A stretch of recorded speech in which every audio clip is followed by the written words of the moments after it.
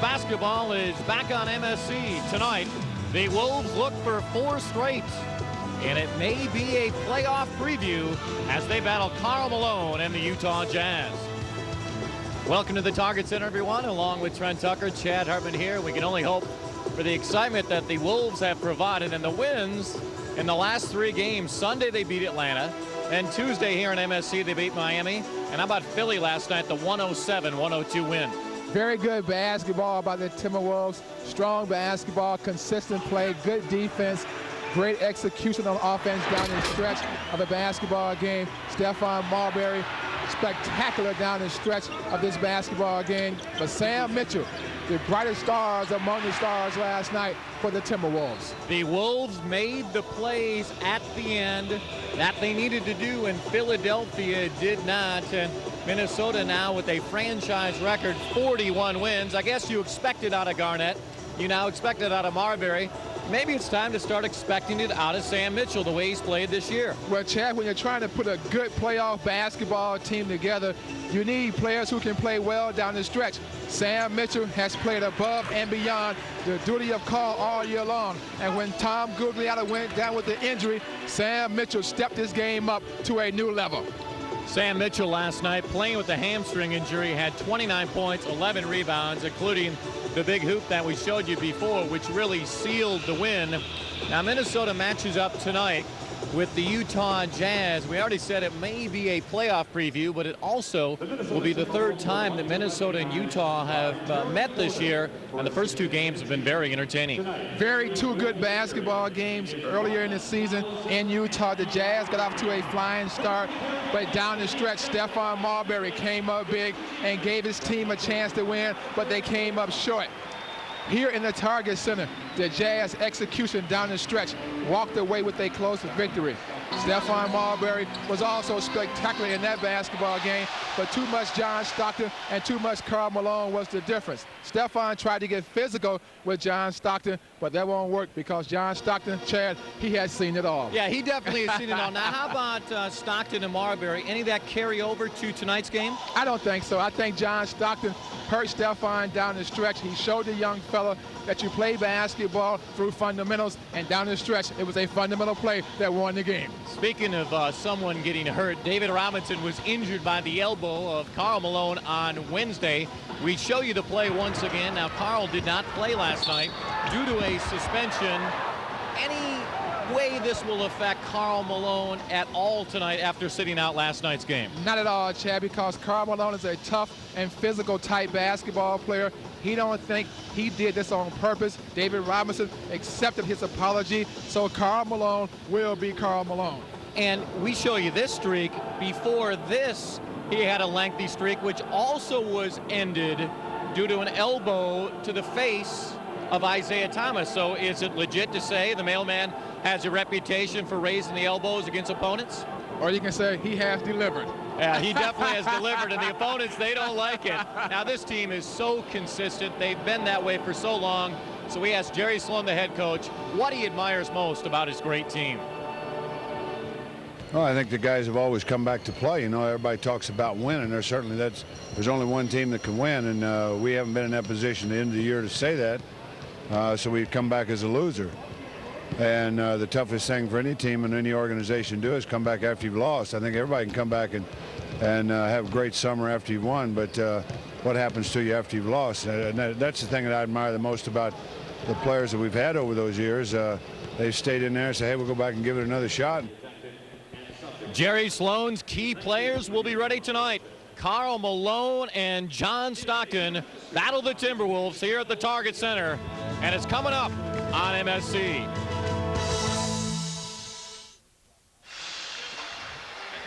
A sold-out Target Center on a Saturday night as the Wolves look for 5 straight wins in this building and look to win their 25th game of the season at home, battling the team along with the Chicago Bulls with the best record in the NBA, the Utah Jazz. Jerry Sloan, the head coach of Utah, and really, Trent, certain teams reflect their head coach extraordinarily well. It's a perfect example. When you think of the Jazz, as much as you should think of Stockton and Malone, you really should think of Jerry Sloan. You know, Jerry Sloan, tough-minded guy, no-nonsense type of a coach, and the Jazz play that way. Jerry Sloan's had such a good record this year against the Midwest Division, 21-1. Flip Saunders would like to make that 21-2 tonight. I mean, Phil has done a very good job with this basketball team. He's gotten his guys to play very hard, and that's a good sign from the coach. Tonight's starting lineups brought to you by Champion Auto Stores and Crown Auto Service Centers. In order this week, Marbary has battled Mookie Blaylock, Tim Hardaway, Allen Iverson, and John Stockton. That's as tough a test as any point guard will face in 1 week this year. And Chad, this may be his toughest test of all because John Stockton is so tough mentally. He will not break down, and he will do the right things down the stretch. The off-guard spot, it's a little bit different since Minnesota and Utah last hooked up. That was on March 16th. You know, Anthony Peeler was getting used to Minnesota, getting used to his teammates. Now Peeler is a fixture in this lineup, and you can see when Minnesota has won, he has played well. A very good matchup at the two-guard position. Jeff Hornacek, great spot-up shooter, so Anthony Peeler must stay close.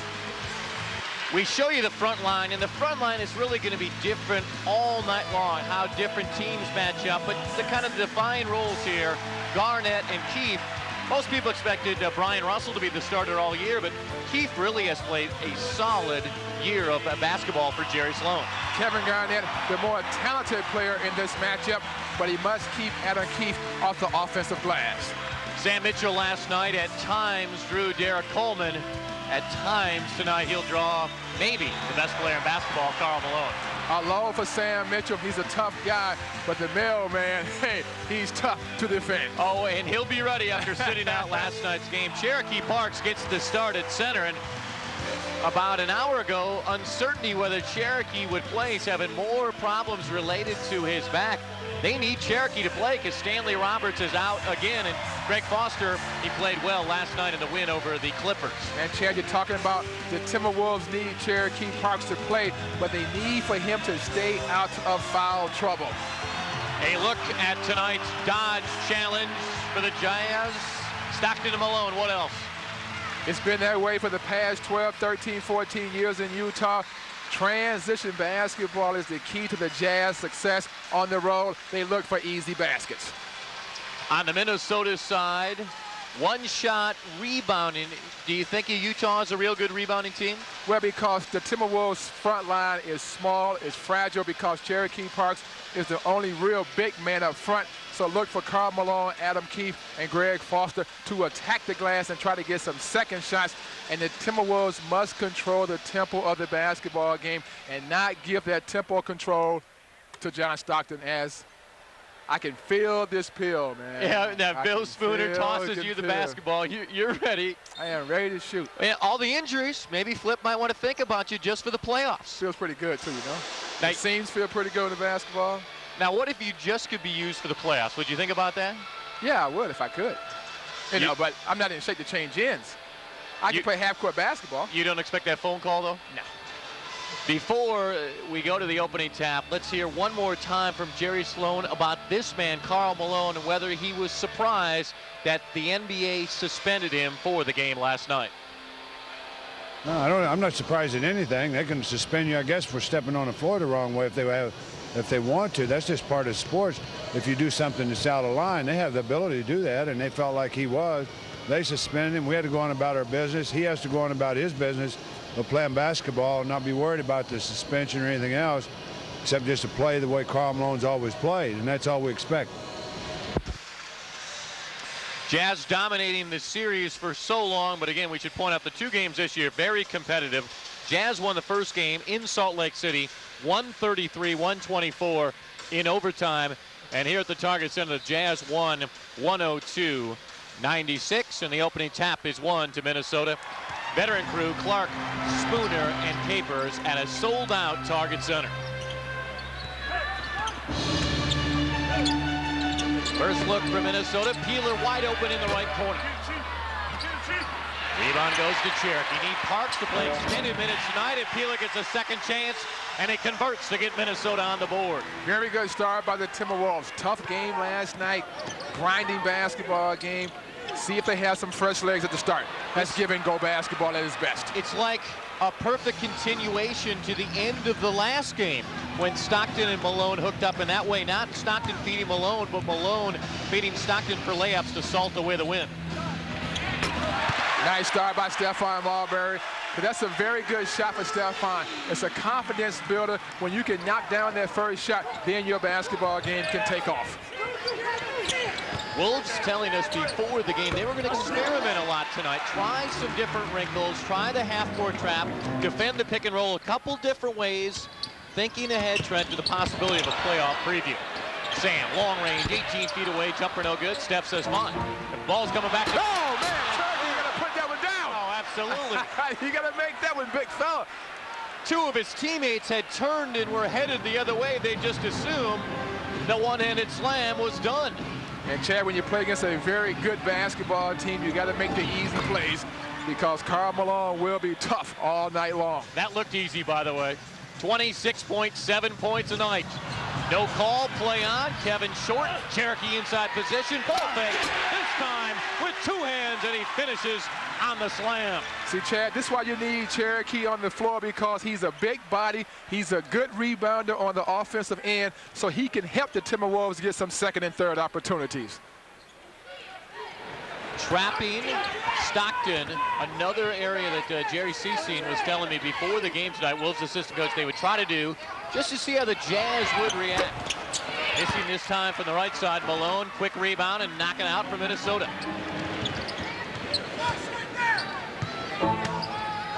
Malone, last year, all defensive first team for the first time in his career, and Kevin takes it right at him. See, Kevin Garnett can get that shot off against Karl Malone because Karl Malone plays defense from down below. KG keeps the ball high. He can get a good look. No signs of being tired from last night's game by Minnesota so far. Very sharp to begin this game. An assortment of moves, but too many. And a travel whistled by Jim Capers on Garnett. KG got hung up trying to decide which move he wanted to go to in those bags of tricks that he possessed. Good defense by Greg Foster to force Kevin Garnett into a violation. He went maybe a little too deep into the bag when he could have stayed right at the top. Yeah, he was trying to find some Halloween tricks, but Halloween, as long as it's come long and gone. You got to deal with Easter right now, or Passover during this time of year. Jumper made by the Jazz. Hornacek knocks it out. 9-6, and again, we should point out the Jazz this year in their own division against the Midwest Division, 21-1.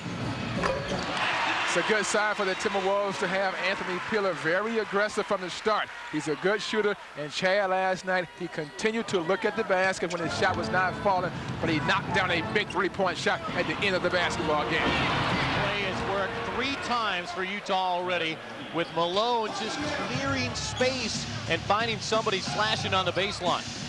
It's a very fast start to this basketball game. That's not Cherokee's shot. Hornacek right down the middle, waiting for a trailer. Instead goes to the mailman. He'll skip it back out to Stockton. Plenty of time on the shot clock. They'll go back to Malone. The starting all-star forwards, Malone and Garnett hooking up. Inside, rebound goes. Which way will it go? Finally to Cherokee Parks. Long bounce pass by Peeler to Marbary, returns the favor. One extra time when it wasn't needed, and a turnover on Minnesota. You like unselfish basketball, but that time, Chad, one pass too many. Anthony Peeler had the shot. He tried to get the ball back to Stephon Marbary. Stephon said, hey, I pass you the basketball because you are a shooter, so you must shoot the basketball. Second turnover on Minnesota. The Jazz without a turnover, and the mailman resets it out to John Stockton. Running Hornacek off a screen, get it to the mailman. Baseline jumper long, rebound Keith. We talked about offensive rebounding. The Jazz are pretty good in that department. And a foul on Cherokee Parks off the drive down the lane. Cherokee, who was in foul trouble basically the entire game last night, picks up his first foul here at the 7:25 mark of the first quarter. And Chad, if the Timberwolves continue to give up second and third chances to the Utah Jazz, the front line would be in foul trouble again tonight. because you cannot continue to give up opportunities to a very sound basketball team. Former Timberwolf Greg Foster makes the free throw. Former teammate of yours, Washington, Atlanta, Milwaukee, Chicago, Minnesota, and Utah. Wait, did he come to Chicago just after you left? After I left. Yeah, just after you left. With the Wolves for 1 year, the 94-95 season, and you hit on it right away, Trent. Offensive rebounds, and the Jazz come away with 3 in the last 90 seconds. See, Chad, when you play against a team that's championship caliber, you got to keep them to one opportunity, because if you continue to give them second and third opportunities, they will make you pay. First turnover of the quarter on the Jazz. Marbary has 3 points and assists. Stockton has 2 points and an assist so far. Sam, jumper no good. Mailman with the rebound. 10 rebounds tonight. The deflection and turnover number 2 on Utah. Steph, open floor, so dangerous, and the Jazz well aware of that, and that's why Stockton picked up the foul at the top of the key. Automatic timeout charge to Minnesota. Wolves with the early 2-point lead.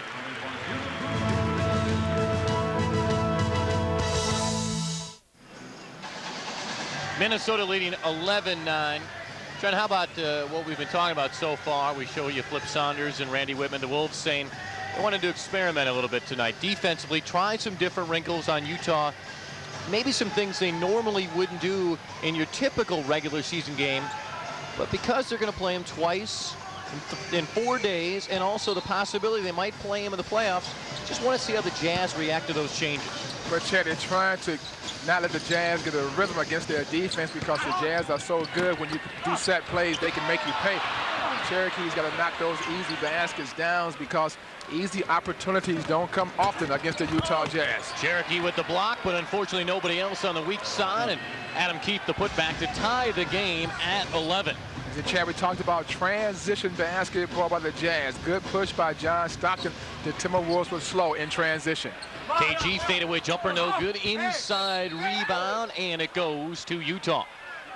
So the Jazz can beat you 2 ways, with the long pass if you fall asleep, and with the quick push by John Stockton. So the Timberwolves must be very alert when they're trying to get back on defense.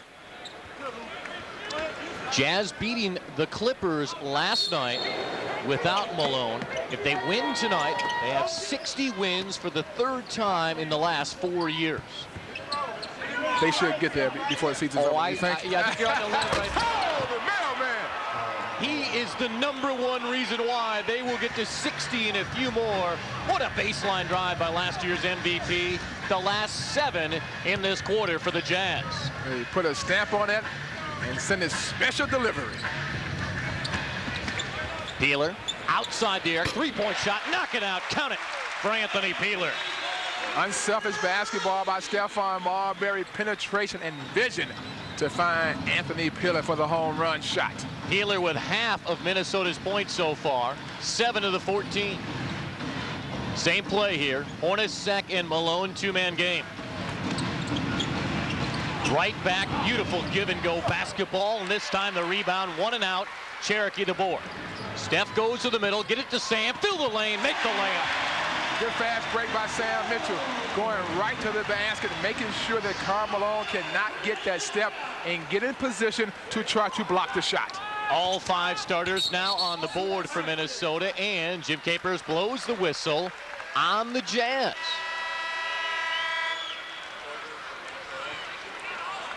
Sam Mitchell, understanding that Karl Malone was flat-footed, had no chance to get himself in a situation to block the shot. Sam went right to his chest. Smart basketball by Sam Mitchell.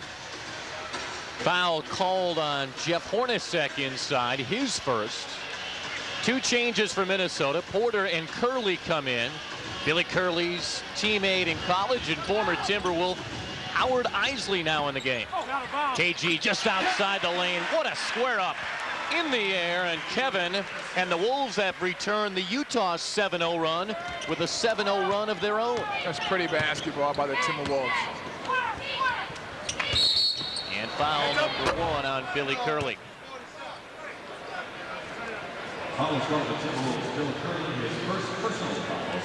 Terry Porter and Billy Curley coming into the game, and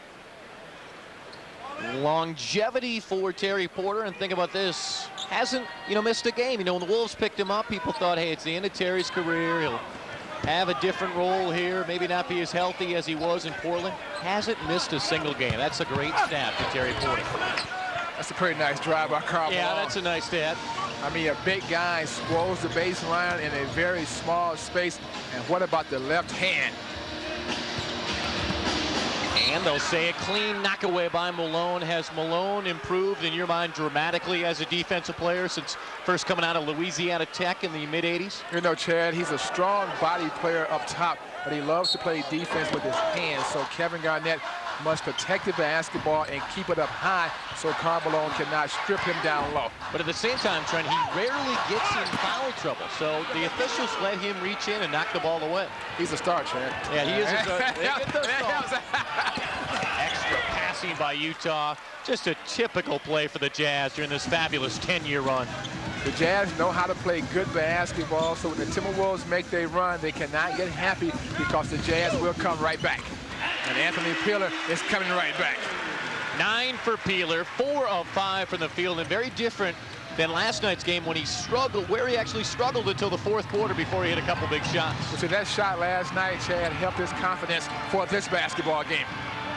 A fast-moving first quarter, and now illegal defense called on Minnesota, called on Sam Mitchell. And Chad, you talked about the consistency and the great shape that Terry Porter has put himself in throughout his career.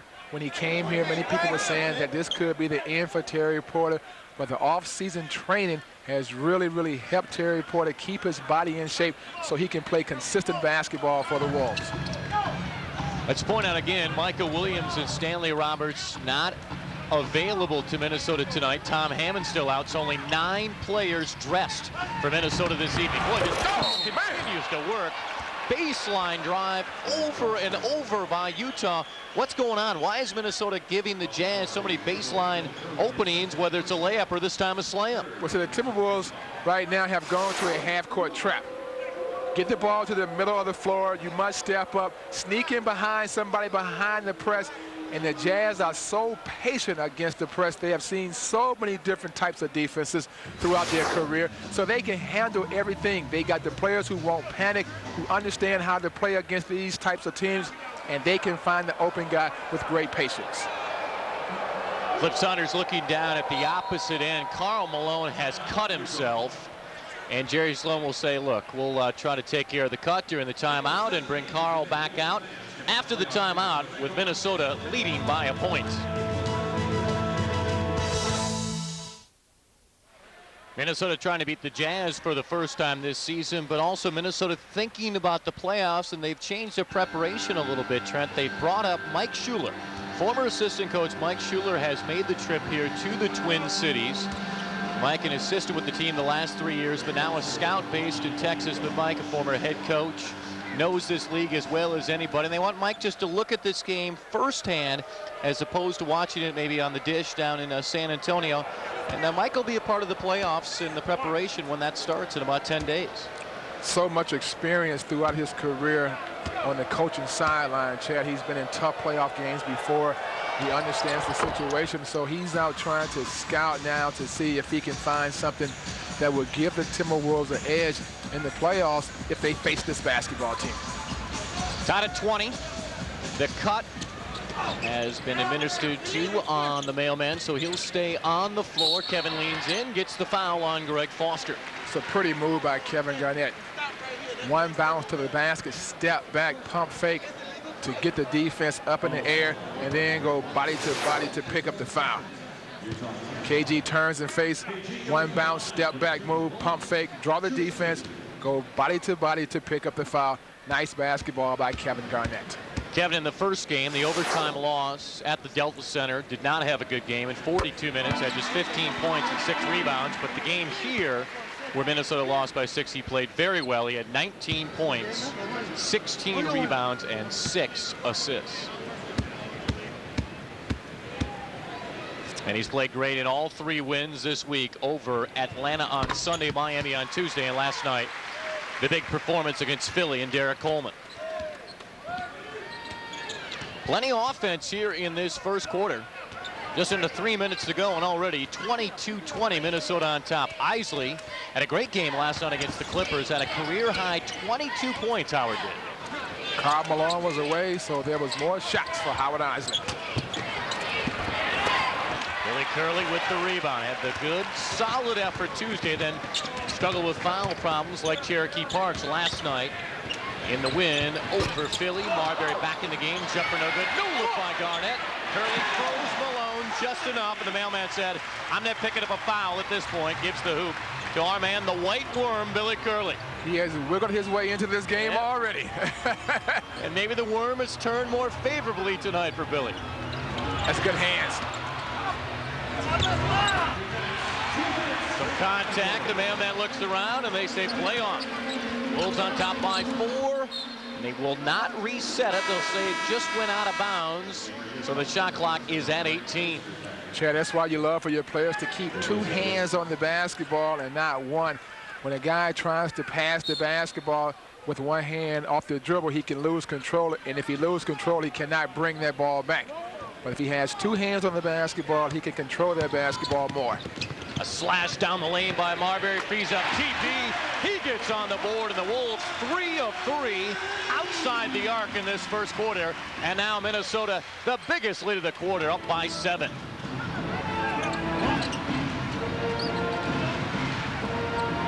Nice hands by Terry Absolutely. Porter. See, Chad, and that's going to help the post-up defender when the pass defender can put pressure on the passer and take away his vision. Third 7-0 run of this quarter, 1 by Utah, 2 by Minnesota. Jazz battling the Bulls for the best record in the NBA, and 1 different element for Utah this year. Howard Isley is a really solid backup to John Stockton. You know, he's not John Stockton, but the drop-off is very different than it was a couple of years ago. And Chad, he got great experience last year by playing in the NBA Finals. He played very well for the Jazz. So his confidence is very high as a player today. And also with Stockton missing the first 18 games due to the knee injury, Howard was forced to play, and he played very well at that time with Stockton out. Nice ball fake. Curley, a good shooter, a little bit long. The mailman with another rebound. Karl's 5th board of this first quarter. Chad, even though the shot did not fall for Bill Curley, but I like the move. I don't think Karl Malone did, since he pump faked and fell for it. And fouls Karl Malone, and the mailman going to the line for the first time tonight. Mailman and Shaquille O'Neal kind of trading back and forth with the most attempts at the line this season. Karl Malone so quick with his feet for a big guy. And once he gets close to the basket, Chad, he used those strong shoulders to muscle his way up to the glass. And if you draw body to body against Karl Malone, he will get to the foul line. And it's not going to feel good most time. He averages 10 trips to the line a game. 76% for Karl Malone at the line. Compare that to when he first came into the league as a free throw shooter. First year mailman, 48% at the line. Second year, 59%. Since then, 70% or better almost every year in a career. 72% free throw shooter. And Chad, he knows that he must shoot free throws well, because at the end of most basketball games, the ball will be in his hands. He will get to the foul line, and he must go there with confidence that he can make the foul line shots. Wolves going with a little smaller lineup than Steph, going 2 for 1 here, and Minnesota's perfect outside the arc there. 4 of 4. 4 bombs in the first 12 minutes for the Wolves. Chad, you can see it. Stephon's got that strut. He's got that sweat look tonight. Minnesota, they do not have a foul to give. Pull up. Nice little jumper by Howard Isley, and Howard might have noticed that strut from Stephon Marbary, wanted to stick it right back at him on that possession. Howard Isley, a nice basketball player. He's so good, Chad, and he's learned so much from John Stockton. He's a fixture in Utah. Now the Jazz do have a foul to give, but Stephon may be aware of that, went with the quick shot. Terry bats it out of bounds, and 6/10 to go on the clock. The clock is working tonight, Chad. The clock is working, no problem so far, and we're very pleased about that. Just toss it down court. Ostertag did not have time for the pass. Very entertaining. First quarter is complete. Done with 12. Wolves on top by 4.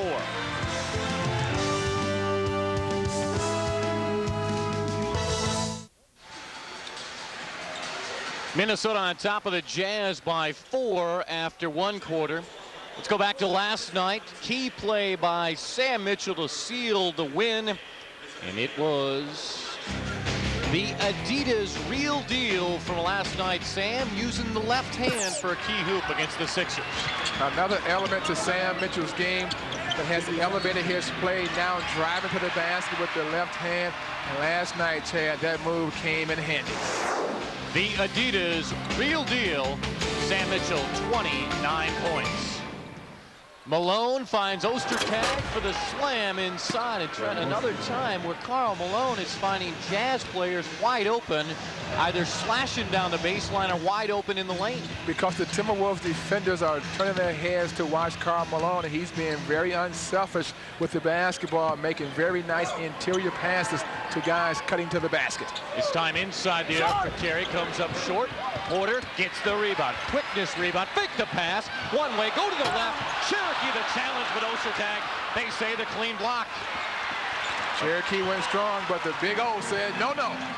Stephon kicks it to Terry, three-pointer, 5 of 5, outside the arc. What a start from 23 feet and beyond for Minnesota. Great hustle by Stephon to steal the long court pass. Great penetration, and Terry Porter said, hey, young fella, I'm over here. And Stephon heard it. I think he did. Shandon Anderson in the game, posts up Porter, doesn't come away with it. Terry with pretty good size. He can handle the physical matchup with Anderson. Chris Morris trying to get out of the way. He did. Although he might have worked as a little bit of a moving shield, and Jerry Sloan doesn't mind that. Terry Porter went to the basket, changed his mind at the last second. Thought he saw a teammate, but he passed the ball to an open space, and he found Jerry Sloan. Yeah. and during Jerry's playing days, you didn't want to find Jerry Sloan as an offensive player. No. Defensively, he could lock you up. He and Norm Van Leer, that tough backcourt for the Bulls in the 70s. And go back to the 60s, Clem Haskins. Yes. That team in Chicago was pretty good. Chet Walker, Bob Love. They had some guys who could score, boy. Dick Motta, the head coach. Yeah, they had some guys who could score. They had defense and offense. They were great in the 60s and early 70s, and they were terrible for about 10 years. And then something just changed with the Bulls in the mid-80s. They got some guy named, what's his name? I want to be like Mike. I think that might have turned things around just a little bit. Mailman goes to the bench. Ryan Russell, beautiful pass to a slashing Shandon Anderson. And now on display, the Utah Jazz bench. Some people, Trent, say the Jazz may be the deepest team in the league. With Ryan Russell on the bench, he elevates their play a great deal. Shandon Anderson, a guy who played well last year in the playoffs, so his confidence is high, along with Howard Isley. And the Jazz normally will play 11 guys. The Wolves, they only are dressing 9 guys tonight. So I'm fairly confident they're not going to play 11 this evening. No, unless they add Jerry Season and Greg Ballard. Now, what about Whitman? You're saying Randy will not be activated tonight? No, he said he can't play anymore. Okay, he's just going to sit on the side. Bunting was Peeler, and down the lane is Ostertag drawing the foul. Peeler coming over and picking up his first foul of the night. The Timberwolves are so small. Chad on the front line. You know, Brian Russell, a big guard, really, but he can post up on the inside against the Timberwolves, and that forces the Timberwolves defense to react.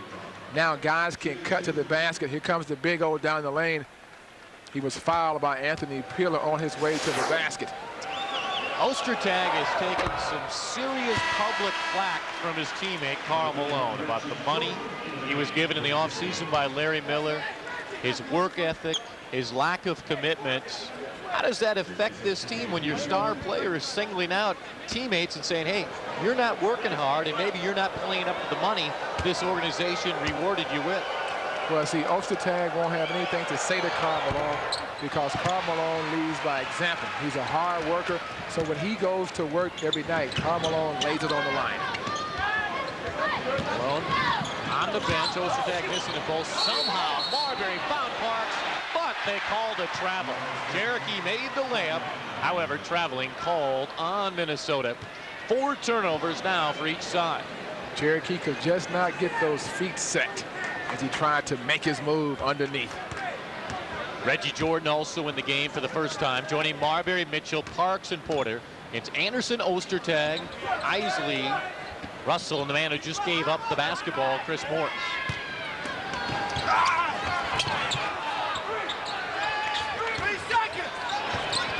Might have been able to hear Flip Saunders screaming out 3 seconds. Does not matter as Parks misses it.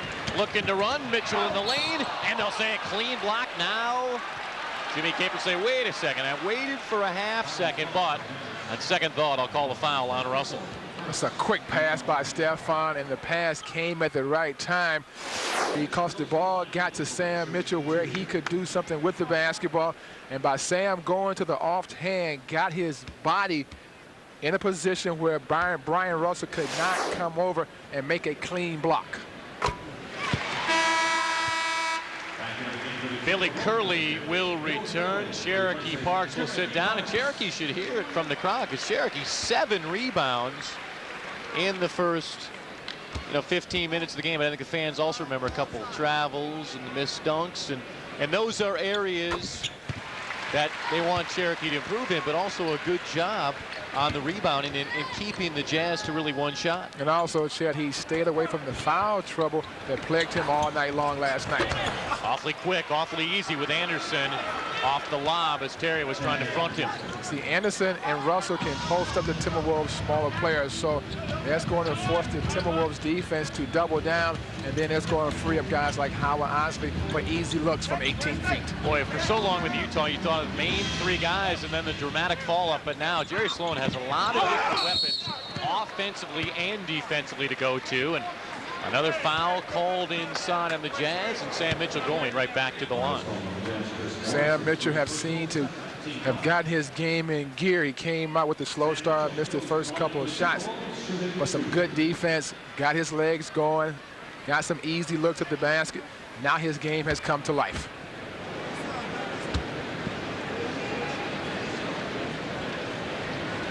A look at tonight's leaderboard brought to you by Greenbelt Premium Beer. The difference between Jordan and O'Neal, less than a point, but with both teams concerned about, for Chicago, trying to finish with the best record in the league. The Lakers trying to maybe get to number 2. I don't think you're going to see games where either a Karl Malone or a Michael Jordan or a Shaquille O'Neal are just given the opportunity to score 50 or 60 points. If it happens in the context of the game, that's fine. Ostertag with the quick tap on the second chance, but Chad, as you talked about, you cannot give stars opportunities to win games. You have to make them passes and see if his teammates are good enough to beat you in a tough playoff game. Sam is outside the arc. Minnesota, first miss of the night, shooting a 3. They're 5 of 6. Isley looks to his right, goes to his left. Great decision by Howard Isley. And Chad, when you bring in the second unit for the Jazz, they love to play up-tempo basketball because they got some pretty good athletes on the floor. Yeah, a little bit younger, and they can run and know Malone, Stockton, and Hornacek are waiting, and that's why it's tough for a guy like Marbary tonight, even off that great play. Stephon, although I guess in the backcourt they have plenty of depth, they just don't have as much depth on the front line. It's a quick, strong move by Stephon Marbary. Anderson draws nothing but air, and the rebound goes to Jordan. Between the legs a few times. Going away from the Curley screen, and he lost it on the drive, did Marbary. Defense so strong by the Jazz. Everybody into the paint. Good decision by Howard Isley, about 20 feet away. And Chris Morris coming to the jump stop, got himself together, went round Terry Porter for the easy dunk. The Wolves were not convinced he did come to the jump stop. They thought he might have traveled. They said play on. Steph, jumper no good. Inside Ostertag with the board. Shots coming too quick for the Timberwolves. They need to get back to their basketball game. Chad, when they move the ball around the horn, then they can get good looks at the basket. This team is pretty good. Punch. Oh, man. Not a bad catch by a big man in Ostertag either. You know, we talked about the Jazz being fundamentally sound running their plays, but what about the passing skills they have displayed? Lead is down to 1.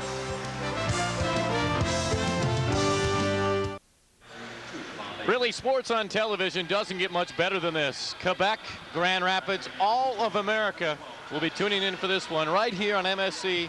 Trent, who do you like tonight? Grand Rapids. You like Grand Rapids. You're going with your home state, no doubt about it. Lead cut to one off the nice pass. 41-40. Mitchell, Marbary, Peeler, Curley, and Kevin Garnett on the floor. Stockton replacing Howard Isley. Chad Hartman, Trent Tucker here at the Target Center. Wolves concluding a 3-game homestand tonight. KG a little bit taller than Morris, so if he wants, he can shoot over him, and he does. It's a nice, strong move by Kevin Garnett, protecting the basketball very well as John Stockton was trying to reach in. Stockton, nobody stops him. High off the glass. Kevin just a hair late trying to help out blocking the shot. See, Stephon is a step slow on those screens being set against him, and that's allowing John Stockton a free roam to the basket. Extra passing. Sam sees Stockton in front of him, knows he can shoot over him, and Oster tagged the board. The Jazz are so quick to recover to Sam Mitchell. Long rest, by the way, for Karl Malone here in the second quarter. But you can afford to do that when you have this deep bench. I mean, the way the Utah Jazz are playing, it's a good rest to take Karl Malone out for a while because he can have his legs down the stretch of this basketball game. Off the foot of Marbary. Oh, boy, the Wolves caught a break. It looked like from our angle it went off Stephon's right foot out of bounds. And Russell, Sloan and company were convinced. But Bill Spooner said, hey, I did not call a foul because it was a clear reach in and the ball did go off Stephon's foot. I said, hey, if I'm not going to call a foul, compromise. Timberwolves got to keep the basketball. Mailman is back in, so is Cherokee Parks for Minnesota. Good play by Stockton when it looked like Marbary had beat him off the draw. Stephon tried to turn the corner, but John Stockton using his hands very well to poke that ball away. 22nd timeout taken by Flip Saunders. Karl Malone returning. Week and a day to go in the season. Last year, Karl Malone edged Michael Jordan as the MVP. Two best teams in basketball. They have the same record. Great stats. Everybody knows Karl Malone is coming back. Really uncertain whether Michael is coming back. So some people believe not only for Michael Jordan's great skills, but also for sentimental reasons that will sway some of the voters. Now, I think Michael Jordan will win. But I think Karl Malone has played better this year than he did last year. Has Michael Jordan played better this year than he did last year? Well, Michael Jordan, to me, I believe that every year he's playing basketball, he's the MVP. I mean, because until someone can prove to me that they can do the things that Michael Jordan has done on the basketball court, then I would give them the MVP award. I know that Michael Jordan can win every year, and Karl Malone has had a great season the past 2 years, but when you talk about the best in the game, I mean, it starts with number 23. Shot clock at 5. Peeler, ISO, three-point shot. Did draw iron, but Utah with the board. Is it possible that Michael could be the best player in the game and Malone could be the most valuable? Because you can't. Now, Michael does have Scottie Pippen. Hey, but Karl Malone's got John Stockton. I mean, when you talk about a guy who can elevate his game to another level at a crucial time, when you know that you need for him to take his game to that ultimate level and come away with the victory, kind of like no one can do it like Michael Jordan. Hey, that says it all right there. Who won the finals last year? Anderson, 20 feet away. Jumper goes 21. Kevin the rebound. Garnett just his second rebound of the night. Offense has gone a little bit slower here the last couple minutes. Stockton got to center it on his own to look for a trailer. Such great control by John Stockton. Always trying to find somebody cutting to the basket. Pretty good defense by Stephon. John Stockton playing the lanes very well himself. All-time leader in steals is John Stockton. All-time leader in assists. John's stretch of leading the NBA in assists 9 straight years came to an end last season when Mark Jackson bested him. He's tied with Jackson this season for 3rd behind Rod Strickland, who's done for the year, and Jason Kidd, who's in 2nd place. How good is Rod Strickland? Well, the entire NBA may find out, because Rod Strickland is a free agent, and it's such a zoo regarding Washington with off-the-court uncertainty, underachieving on the floor. A lot of people believe Rod Strickland will play somewhere else next season in the NBA. It's a good pass by Kevin Garnett. Cherokee Parks ducked in very well, and KG found it. How about the Wizards? Now, we don't know what's going to happen regarding the latest allegations with Chris Webber and Juwan Howard, and we should all wait and see what the police determine and whether charges are filed or whether they're dropped. But again, it's a distraction away from the team, and those have happened quite a few times this year. And the Wizards, you look at the talent, you say they should be a factor in the playoffs, let alone worrying if they are going to make the playoffs. When your star players continue to break down for whatever reason, the team can't play good basketball. Cherokee Parks moving his feet very well to take away the driving lanes from Karl Malone to pick up the charging foul. It's good defense by Cherokee Parks. Moved his feet, got his body in front. Oh, he took the punishment from Karl Malone. Oh, and he dished it out, too. But it's for the good of the team. Oh, it's easy for you to say that right over here about me. If I bump into you, you're not going to notice it. Here's got to wait for the pick. Sorry, Chad. Yeah, and he was looking for the alley-oop off that play, too. Clean knockaway. Boy, you can hear it with our great position of our mic right on the rim, hand-on basketball. He's a great defender, Chad, down low, because his hands are so strong and quick. Kevin returns the favor. He blocks it. Man a little bit upset about a non-call, so he's beyond the play. It's 5-on-4, put it to the rim, and the layup is made. Good basketball by the Timberwolves. Kevin Garnett comes up with the big-time block on Karl Malone. Terry Porter, no one stopped his progress. He went straight to the hoop. Oh, that's a great play by the Utah Jazz. Mailman has just 9 points. So you had the feeling he was going to get a few more touches here. You still do the rest of the half. Not a good pass by Anthony Peeler. Russell, a great athlete. Mailman with the finish.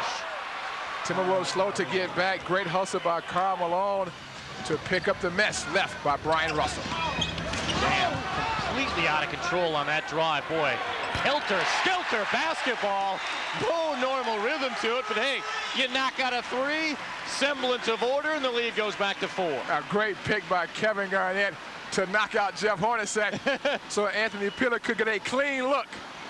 Boy, Hornacek and Peeler throwing some forearms to the head and to the chest. Mailman had it right in his hands. Maybe he wasn't expecting the pass.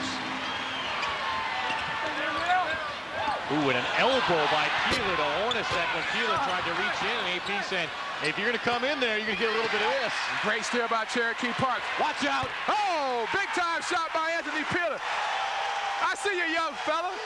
Anthony Peeler just looking right back at Jeff Hornacek. Anthony Peeler has exploded for 15 huge points in this first half. It's a stare down by Anthony Peeler right now. AP saying, where are you going? And I guess Jeff Hornacek says, I'm watching Karl Malone make that layup. Jimmy Clark is going to blow a technical foul on Karl Malone. You know, Terry Porter was there to take the charge, and he said, hey, now Karl Malone has hurt Danielle Marshall, and he has knocked out David Robinson. So now, should I stand here in front of Karl Malone and take the punishment as well? I think I should get out the way.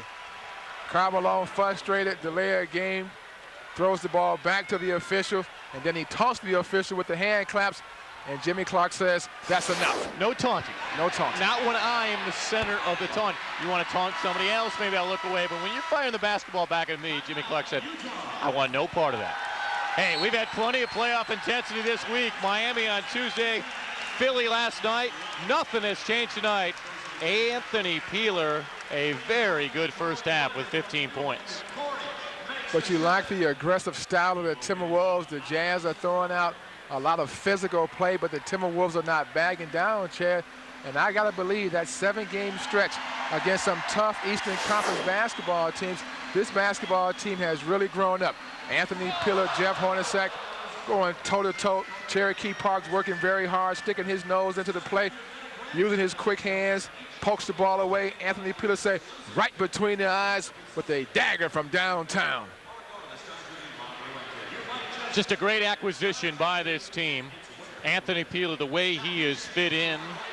Story in today's local paper about Doug West. Doug has arrived in Vancouver in British Columbia, and we're all happy that Doug has completed his rehab. Wish Doug nothing but the best as a human being. We both knew him very well, and his wife Wella. But regarding a trade, the way Peeler has fit into Minnesota, fit in with the Wolves, it makes you think, why didn't things work out with the Grizzlies? Now look at Reggie Flake is trying to get in. Our man Reggie trying to get in that huddle. But the security here at the Target Center says, I don't care if you're working for MSC. I'm not going to let you in. You're going to have to talk. You're going to have to help Reggie out. Hey, you know, security is very tight around here. Yep. And So you got to love it. You're staying right here then? I got to watch them here. I can't leave the broadcast. You know, it's nice to see that Doug West is back, you know, and he's going to resume his career as a basketball player because, you know, Doug's been a good basketball player throughout his career. Things did not work out well in the last year and a half for Doug West in his basketball career, but I think now he can refocus, get himself back together, and be the basketball player that he used to be. Doug was always trying to stretch out his shooting range to get outside the arc. Happened a little bit when they moved the arc inside, but Anthony Peeler has always been more of an offensive-minded outside shooter. Doug a little bit more defensive, a slasher. And Peeler in the first half here, 3 of 4 outside the arc. Under a minute to go, and Minnesota leading by 6. A one-on-one, lower in the shoulder, and hey, you get a technical call against you. You're Karl Malone. Next time you go down, call's going your way. And looked like Mailman did a pretty good job on defense. That was good defense by Karl Malone. Kevin Garnett went to the head and shoulder fake, trying to drive baseline. Karl Malone moved his feet very well to pick up the charge.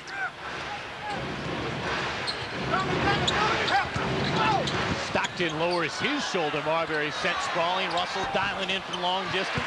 No good. TP with the board. Terry Porter looking like Magic Johnson wheeling down the lane to find Sam Mitchell. Would he be Michael Cooper then? He would be Michael Cooper on that play. Terry Porter dissecting the defense of the Jazz with his good ball handling skills. Picks out his old buddy in Sam Mitchell, who knocks down the long-range jumper.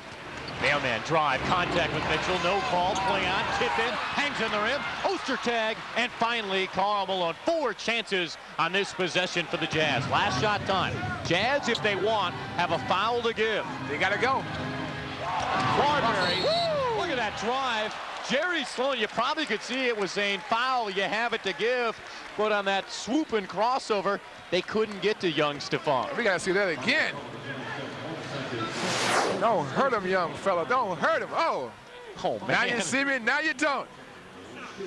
You didn't want to give up the foul when a Minnesota player was in the act of the shot, as Stephon was. I mean, that play was so quick and so pretty by Stephon Marbury, and they had to foul him. Jordan will return. Terry Porter will sit down. Great offense for Minnesota here. 57 points already. And pretty good defense as well, Chad. Yep. Stephon short. Curley almost had the board, and the half will come to an end. Trying to beat the Jazz for the first time this year and just plant a seed for the playoffs. A good first 24 minutes. At the half, Mike Mack, Sports Connection. More news on the Twins win. How about Eric Milton, by the way, 2-0. Then we'll come back here, give you scores, stats, and highlights. First half is done. Minnesota leads 57-50.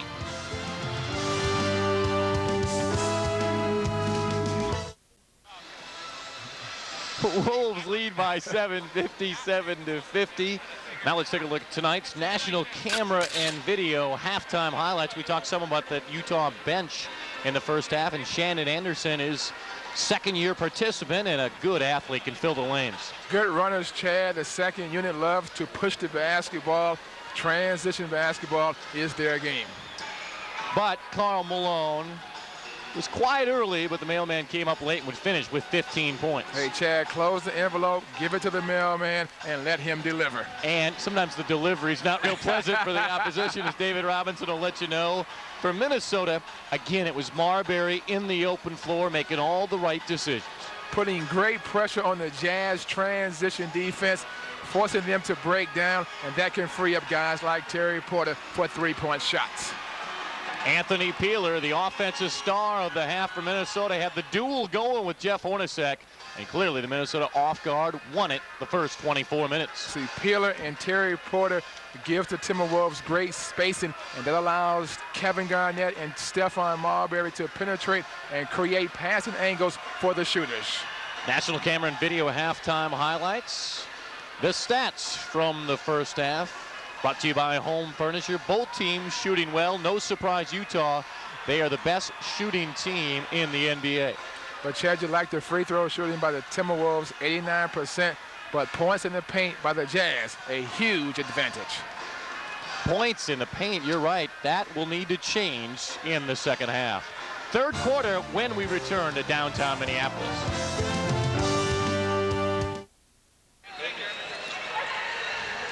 Minnesota leading 57-50. Anthony Peeler, a big part of Minnesota's first half. How do you expect Utah to try to react to the success of Peeler here in the second half? Well, Utah will stick to their game offensively. Jeff Hornacek will be closer to Anthony Peeler. John Stockton must try to contain the penetration of Stephon Marbary so he won't break down the defense and force the Jazz defense to rotate and trap. We mentioned a few different times how Minnesota, they were trying some different wrinkles in the first half, and I'm sure Jerry Sloan doing the same. Do those end now? Do you say, hey, forget that? We saw a little bit.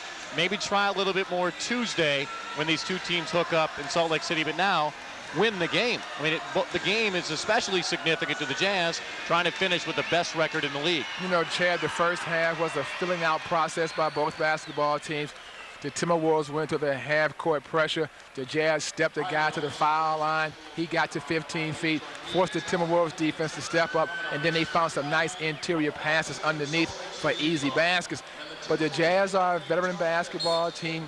They know what it takes to win close basketball games.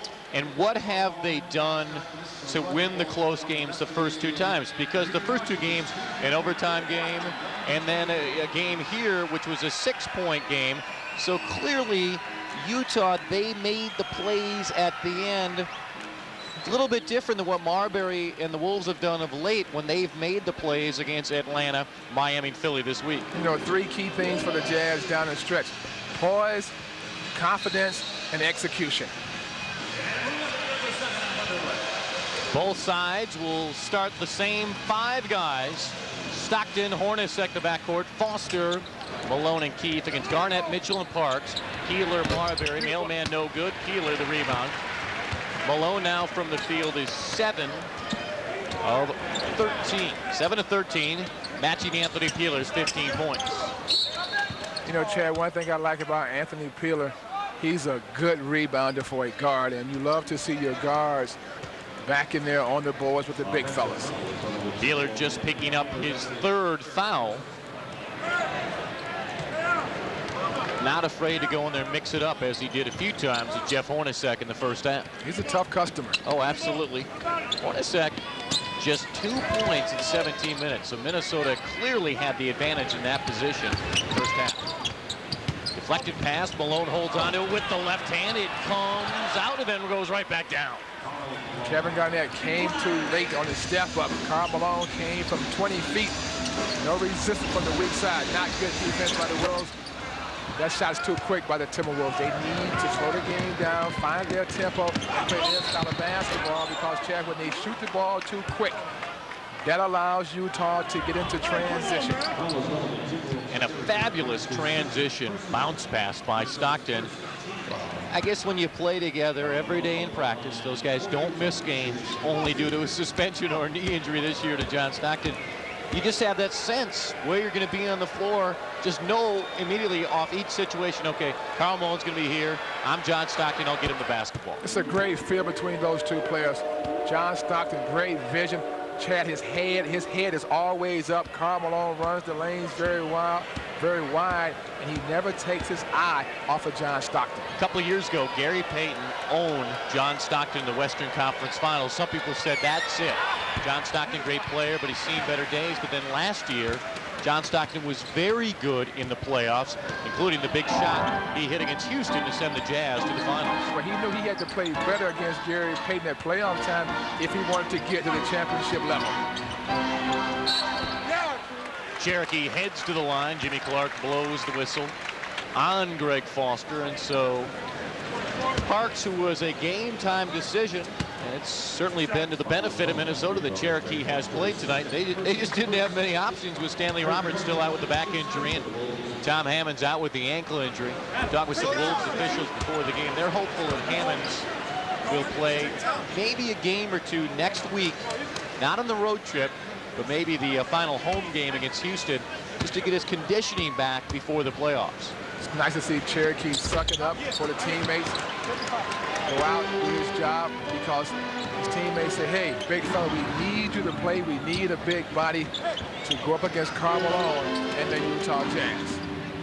Here is the mailman, fade away, baseline shot, no good. Garnett the rebound. Kevin, rebound number 3. By Karl Malone, just a little bit too much English, and then a foul, poor foul by Cherokee Parks, and it's his 3rd foul. And Cherokee see it happen time and time again. A guy goes in for a layup. He's frustrated because he missed the layup. He tries to make up for it right away, and then he does something that he should not do. Cherokee Parks goes in for the layup. Felt like he should have made the layup, but then he's trying to come back and make up for the missed layup and picks up a silly foul. Curley in, Stockton bumping with Marbary, makes the finger roll layup, and the lead is down to 2. John Stockton turned the corner, and Chad, once he got the shoulder by Stephon Marbary, it was lights out. Early timeout taken by Flip, just a minute 59 into the 3rd. Wolves protecting the 2-point lead.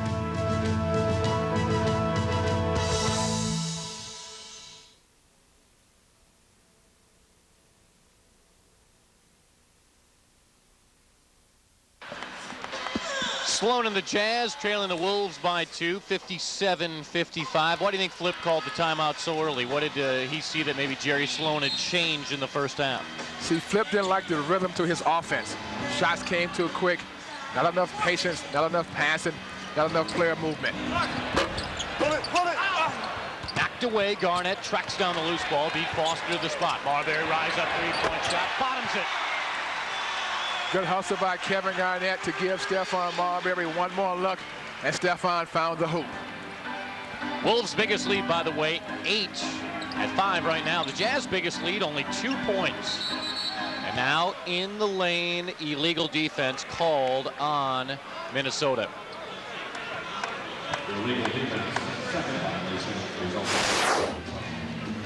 Garnett, good hustle. Quick pass to Stephon. Stephon squared up. And Chad, look at the rotation on the basketball. Nothing but the bottom of the net. He gets so high in the air, too, for a guard.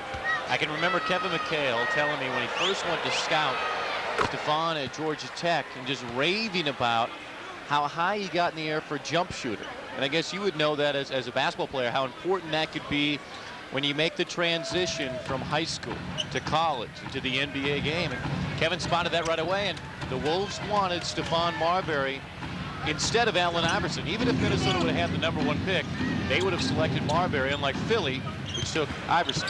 Well, Iverson was close to home. Karl Malone is working over the Timberwolves defense on the inside. But Chad, you need those good legs once you get to the paint when you're trying to elevate over the bigger players. And Stephon's got great legs, but Karl Malone right now, you know, is a man among men in the paint. Kevin, by the way, just came back this afternoon. Kevin, Rob Babcock, and other members of the Wolves staff in Phoenix, scouting potential draft choices. I'm more worried about which golf courses Kevin plays. I mean, we can worry about Sam Jacobson. And I would think a little Troon, a little Tono Verde, a little Estancia, but also Kevin probably didn't play any of those courses. No, I'm not going to say that. He played 1 or 2, but also plenty of time watching a lot of college players getting ready, trying to impress the scouts for the draft at the end of June.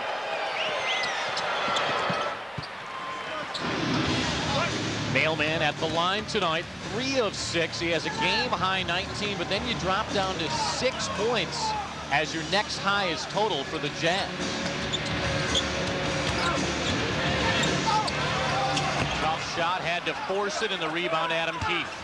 And he got fouled on his way to the basket. The official said, hey, play on. Jazz 51% from the field, Minnesota 47%, and illegal defense called for a 3rd time tonight. Again, Kevin Garnett not aware of how far away Adam Keefe had strayed away from the hoop. You know, Chad, when they run that cross screen with the guard, John Stockton and Karl Malone, and the reason that Bill Curley and Cherokee Parks are getting lost because they are face guarding Karl Malone, and then they lose vision of the basketball. No pressure on the passer. John Stockton is too good when he has vision, and he can pick out Karl Malone in a split second. Karl Malone, great hands, catches the basketball very well, and then explodes to the basket for an easy lay-in. Jazz a chance to tie it on this possession, or a 3, take the lead. Here's the screen Trent was talking about it. Stockton sets a mean screen for a point guard, and it freed up Karl Malone. So Bill Curley lost vision of the basketball. Karl Malone slid to the open area. Nice inside pass by Jeff Hornacek.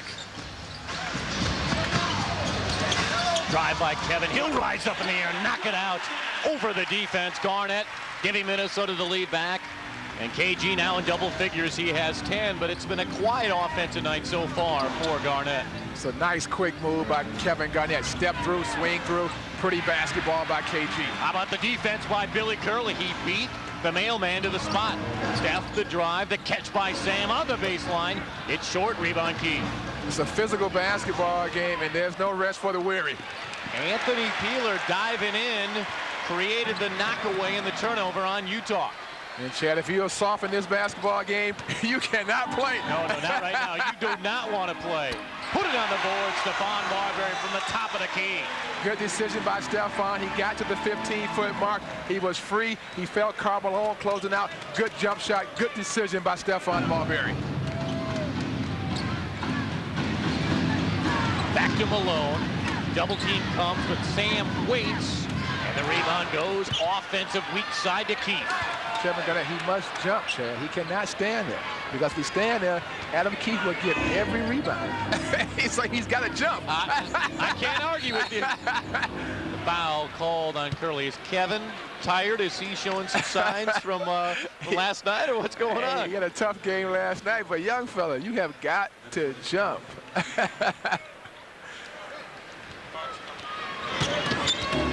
That's good defense by Stephon. That time he got over the pick. Hornacek and Greg Foster were having a conversation, and the rebound will go to Marbary. Trying to spin by Stockton. Stockton staying with the bump and driving.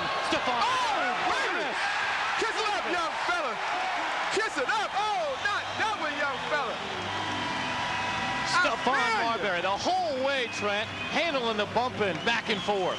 Bumping and grinding with John Stockton, weaving and dodging in and out. Great control with the basketball, spinning like Earl Monroe in the open court.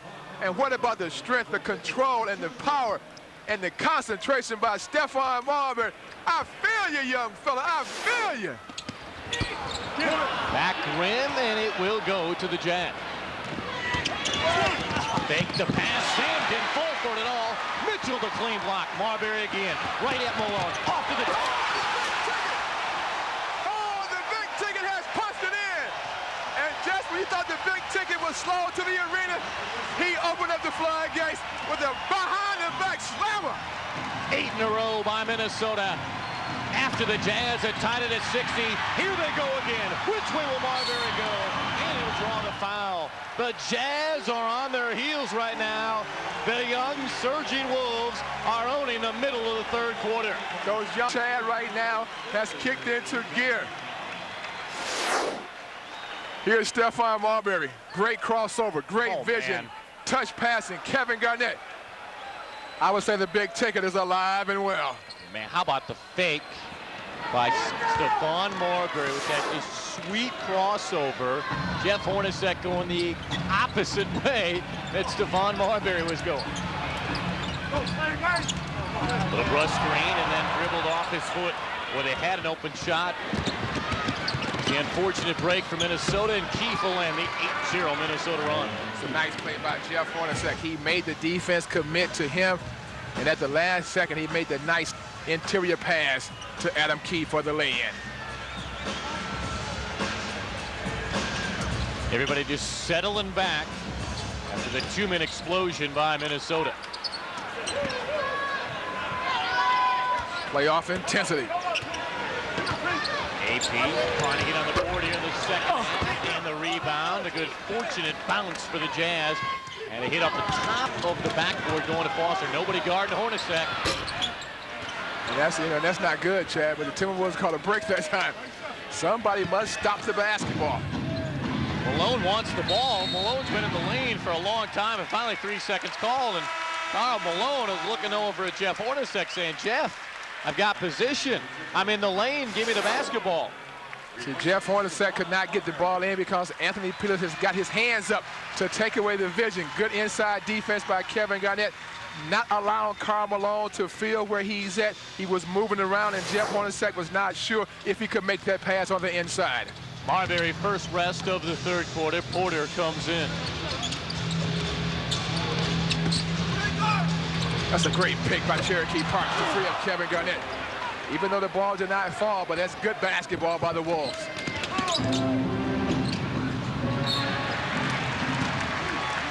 Not bad defense by Kevin, too, coming around that big body Malone to bat it out of bounds. See, Kevin can use his speed and quickness and his long arms to swat balls away. If he allows Karl Malone to field him, then Karl Malone has the advantage. Kevin lost vision. Easy basket by Adam Keefe. And Chad, you might be right. KG may be getting a little tired right now. So he's losing vision, and when a guy gets tired, he's a step slow. He's off balance sometimes, and Adam Keefe snuck inside against Kevin Garnett for an easy lay-in. Keefe began the season on the bench, replaced Brian Russell, has stayed in the lineup the rest of the way. Some people wonder, though, if you would see a Utah-Chicago rematch, could Brian Russell be more important against Scottie Pippen, against Michael Jordan? Where does Adam Keefe fit in if you face the Chicago Bulls? He's got to battle Dennis Rodman. That would be the key. Somebody must keep Dennis Rodman away from the offensive glass. Porter, all the three-point success in the first half and hasn't slowed down here in the second half. Terry, 3 of 3 outside the arc. Terry Porter right now is seeing the basket as well as anybody in the NBA.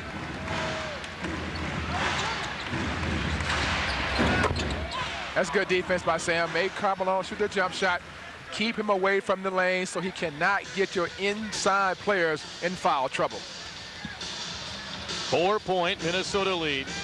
The Jazz biggest lead tonight, 1 hoop. So good job by Minnesota against the team with the best record in the league along with Chicago. Somebody should be open. Unfortunately, Hornacek the good read. Cross-court passing, not good against the Jazz. They read that pass too well. A lot of guys, Trent, right now on the floor look like they're tired. Karl Malone doesn't look tired, but he dribbled it out of bounds. Cherokee Park's active hands poked that ball away to force the turnover against Karl Malone. Oh, Terry doing the Baryshnikov. I didn't realize Terry was such a ballet fan. Kevin leans in, Foster trying to back away, but Kevin gets the call for the second time tonight. You know, Kevin Garnett is so good at that move now, Chad, giving you the one bounce step back move, pump faking, drawing the defense up, going flesh on flesh to pick up the foul.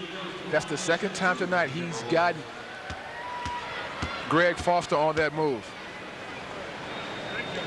Kevin at the line tonight for attempts 3 and 4 and yet to miss.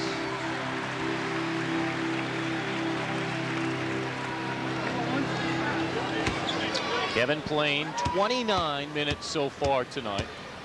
Probably right around 40 once again when the game ends. It's funny, flip side reset. We'll get to that in a little bit, see if Sam's cleaning this up. Foster the board flips it. Jesus, this team clinches the playoffs. We'll cut down to the minutes of the starters. I'm waiting to see that happen, by the way. That has not occurred so far. He can't. He needs these guys to play together, Chad. He needs for those guys to get some rhythm in their game and get some trust in themselves. Jazz not as crisp offensively tonight as most games. 4 of 4 now for Terry. 12 points outside the arc. Terry Porter, 1-3 short of 1,000 for his career. The way he's going tonight, it's just a matter of time. Yes, it is. From one three-point shooter to another three-point shooter. Mailman the catch and the flush. So he's just so big, he can carve out space so well. And once he gets the basketball into the painted area, turn the lights out. Oh, yeah. Because he'll turn your lights out, as David Robinson found out. Bumping back and forth. Garnett on the double team. Which way will it go? Contact, play on. Jazz basketball. Keith trying to fill the lane and turnover on the Jazz. And Kevin Garnett got away with a little hold to Adam Keith. We'll come back. 2:12 to go. Minnesota leading by 6 in the third. Back at the Target Center, Marbary sitting down. Reggie Jordan in the game. Peeler, Porter, Hart, and Mitchell. So really Marbary and Garnett on the bench here with under 2 minutes to go. And Howard Isley running the point. Stockton Trent always sits down at about the 6-minute mark of the first and third quarter. You know it's going to happen every game against Utah. It's a rhythm they feel. It's their game plan to keep John Stockton fresh at the end of the basketball game. Nice give-and-go basketball between Keith and Karl Malone. See, Chad, the second you turn your head and look at the basketball and lose vision of your man, that's when the Jazz pick you apart. Adam Keith, former Stanford Cardinal. Bet Adam enjoyed his alma mater's run in the tournament. And they have all those guys coming back. Stanford should be a factor next year. Stanford, a pretty good basketball team. Those guys played well. I mean, they were right there. Had the national champions on the ropes. Although Kentucky, I guess that was the position they preferred during the tournament. I mean, Kentucky had a wheelchair and they found a way. AP left to the key, jumper no good. Jordan Parks collide. Cherokee has it just swatted away. How about the strength by the Mailman? Then he runs right down the middle. Hornets set. Wanting maybe a clear out here, knowing Parks has him. Instead, they're going to post up Foster with Peeler behind him. Illegal defense, clearly. Terry Porter was guarding nobody. How did they not call illegal defense? I guess they might have said faking the pass, ball fake on that, so play on. It went back to the old rule. You know, he's got 2.9 to go down and come back. It might have been a little bit longer than 3 seconds, so. Off the ball fake, you can dive down on a double team. That's allowed. And Mitchell held on to Malone, and so a foul will be called on Sam, and Karl Malone to the line. You know, Sam is holding on for dear life because Karl Malone will take you for a ride.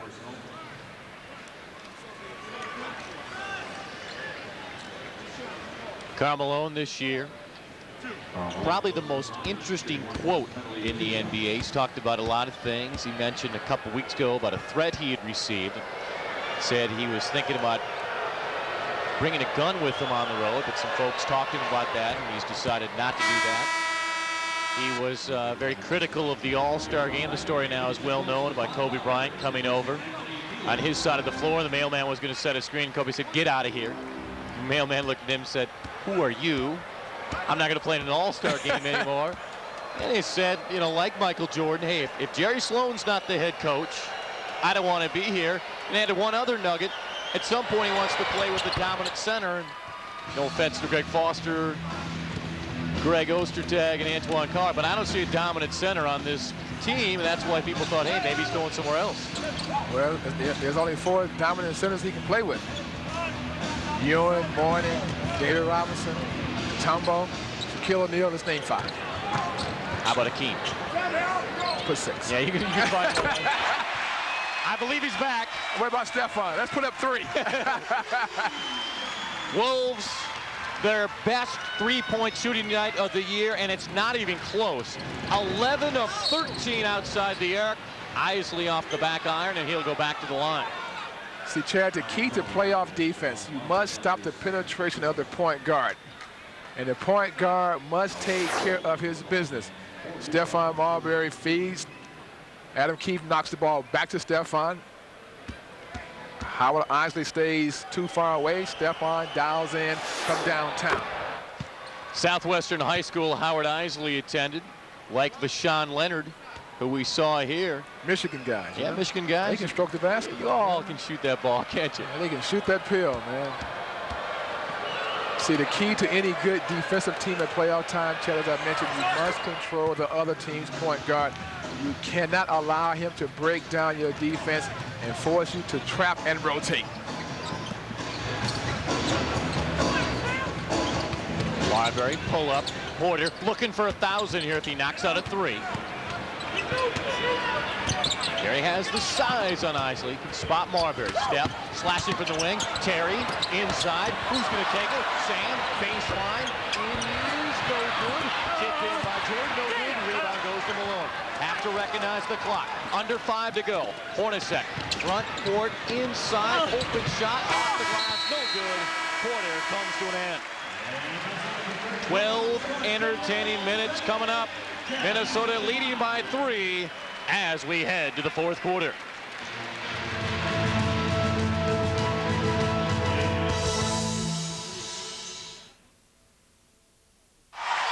The Utah Jazz closing the gap. They trail by 7 at the half. They trail by 3 going to the 4th, and a new Wolves club record. Stephon Marbary, the right shoulder must be feeling a lot better, because going back to last night, 6 straight threes. And Stephon Marbury's last three-pointer established the new club record. I mean, Chad, he's in good rhythm. He's got great confidence, and right now that bucket looks so big and the basketball feels so small. The Wolves as a team, unbelievable differential though. 11 of 13 outside the arc. The Jazz 1 of 3. 30 more points for Minnesota shooting threes tonight than Utah. All-star forwards right here. Garnett against Malone. Kevin off the rest. Back rim no good. Rebound goes to the mailman. Let's see if the Timberwolves, Chad, can maintain that mental focus here in the 4th quarter. We know the Jazz are tough in the 4th quarter. They get very physical, and they execute excellent down the stretch. Malone, 27 points, 12 rebounds tonight. Given some room by Curley. Make it 29 points for Karl Malone, and the lead is 1 point. That's a pretty pass by Howard Isley.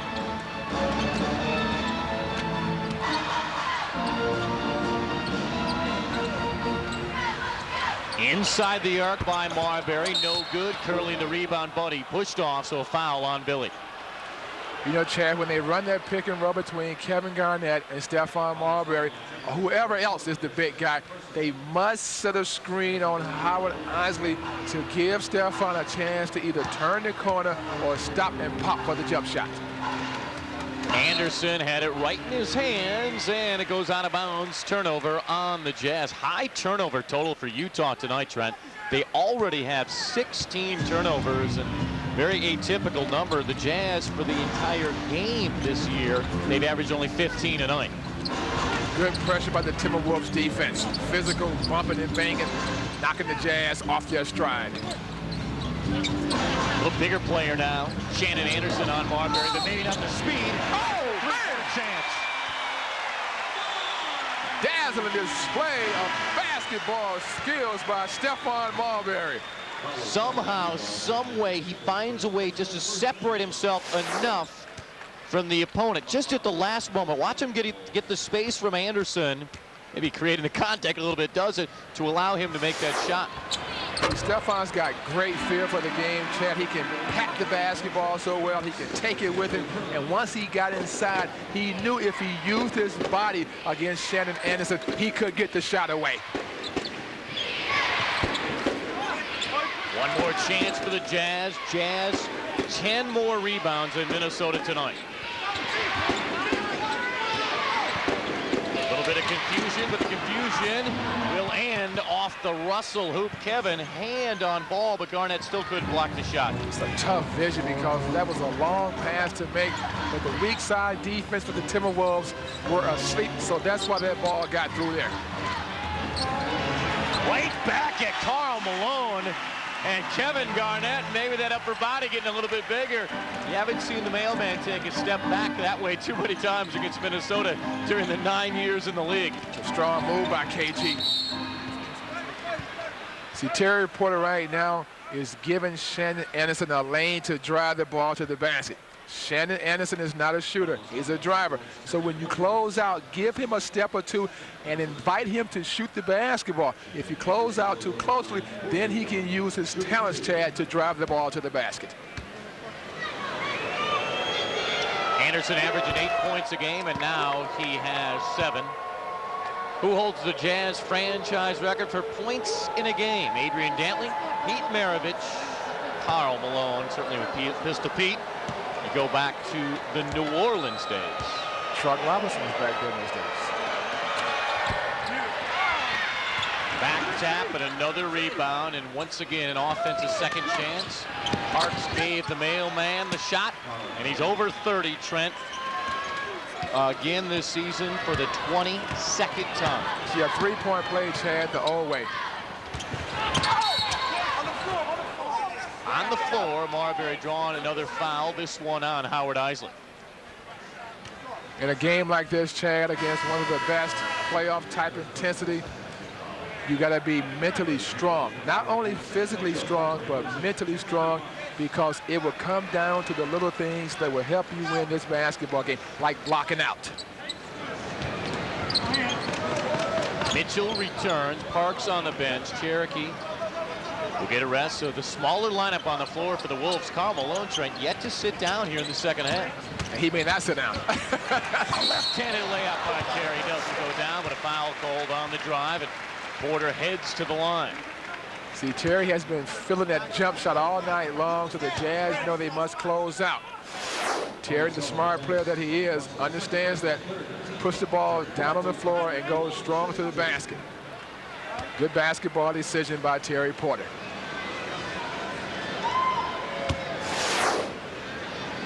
Terry's free throw shooting has been essential this week. Important free throws last night against Philly, and then the key free throw to seal the win against Miami on Tuesday. Jordan back down, Peeler returns. Anthony had 15 points in the first half. Anthony yet to score here in the second. Terry Porter said, hey, that's okay. I take up the slack for a while. You know, you cool off for a while, feed me the basketball, and let me find my stroke. So 3 guards on the floor, along with 2 forwards in Garnett and Mitchell. No Roberts tonight, no Michael Williams. Tommy Hammonds still out with the ankle injury.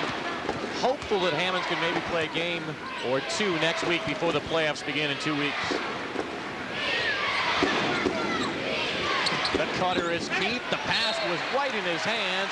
Another turnover, 17 on the Jazz. It's a good pass by Karl Malone. Adam Keith just could not corral that basketball and lost it out of bounds.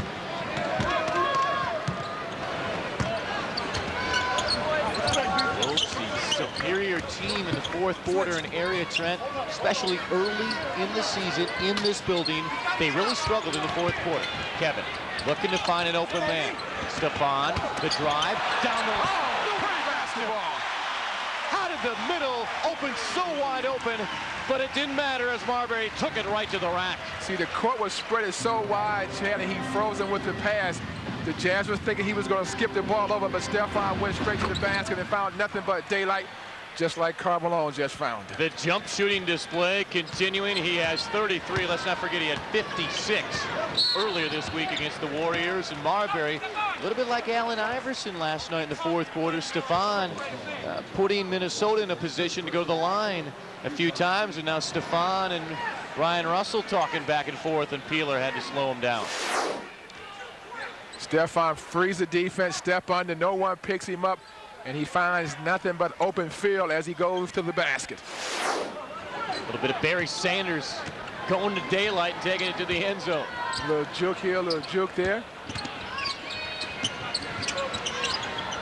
Garnett wants it against Malone. No double team. Kevin gets by the mailman and makes the jumper. If Kevin can keep the ball up high, Karl Malone cannot get up there to block his shot. If Kevin Garnett brings the ball down by his waist, then Karl Malone can play strong defense. Been more of a struggle tonight for Kevin. A lot of responsibility defensively, but he's at 17, and great recovery to knock it out of bounds and away from Mailman on this last sequence. Sam Mitchell, total front. Kevin Garnett, very aware. Great weak side defense by G-Money. Stockton back in. Stockton tonight, Trent, 20 minutes, 6 points, 3 assists. Marbary, 24 points, 8 assists. Healer, the knockaway. Another game where Marbary is owning the point guard matchup. Now, Stephon is playing under control, Chad. He's got great belief in his basketball game right now. The maturation process for Stephon has been great over the last 2 weeks. Kevin, nice catch, too, off the block out. Marbary being told by Garnett, big screen coming. Kevin lays out John Stockton. Jimmy Clark blows the whistle. Illegal screen called on Garnett.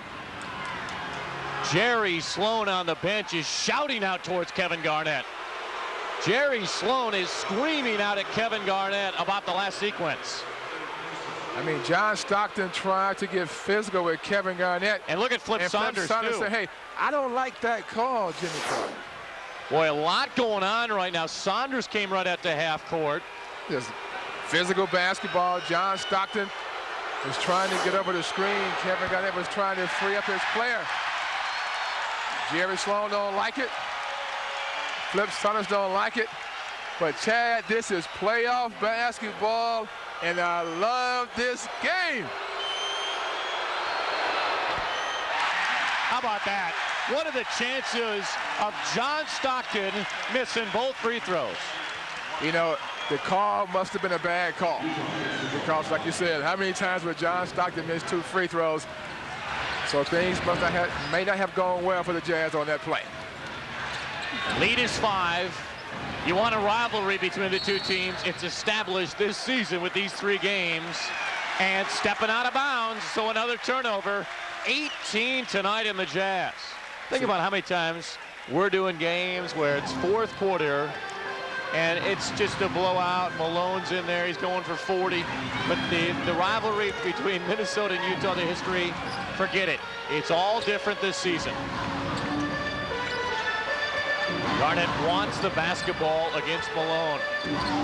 2-on-2. Marbary Garnett against Stockton Malone. Rebound goes to Adam Keefe.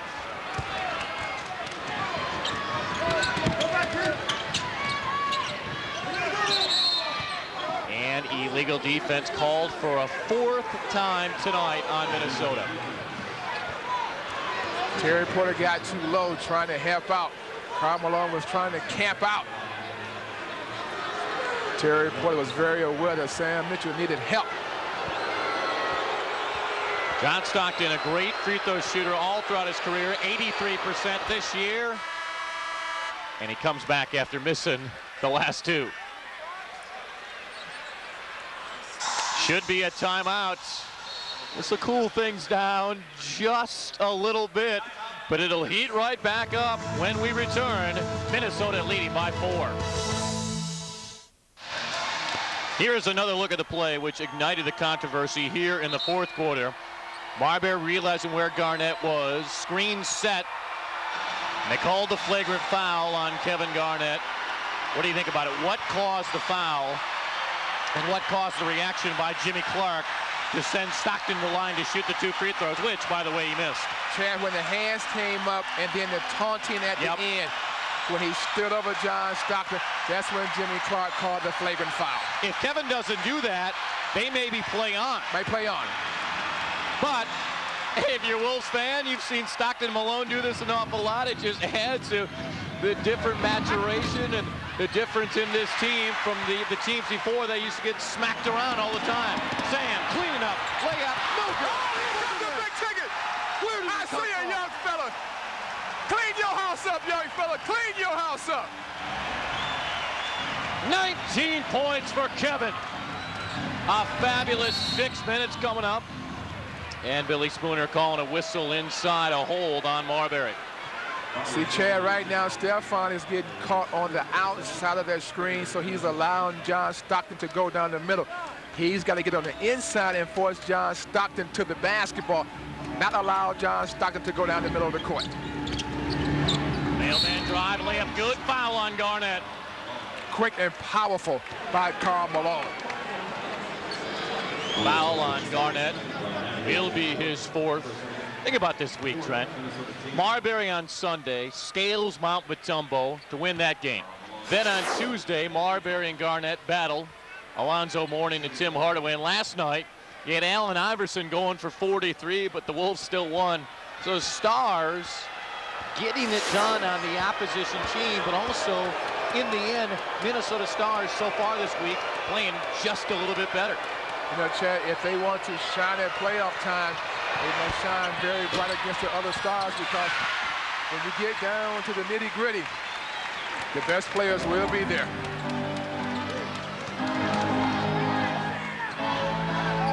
Marbary, Minnesota's leading scorer tonight. He has 24 to Kevin Garnett. After a lethargic first 24 minutes has come alive. Shot clock a factor. Peel of the catch. It's headed for Trent. Peel of the shot, and well, maybe he should have taken that shot. Yeah, because right now I can feel it. AP talking to Jim Capers. Thought he was fouled. And as a shooter, if you shoot an air ball, even if you weren't fouled, you're going to sell it, right? Oh, sure. I mean, hey, I don't shoot air balls. That's not a good foul by Terry Porter. Well, fortunately, they called a double foul. They called it on Hornacek and on Porter. Well, then it works out then.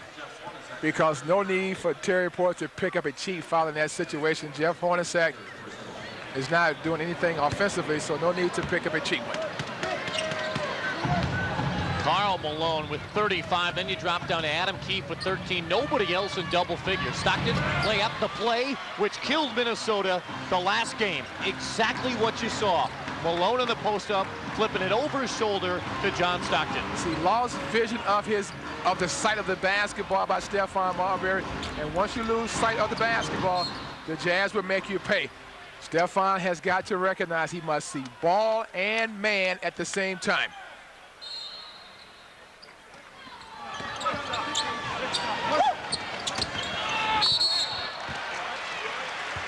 That time, Stephon did the same thing back to John Stockton.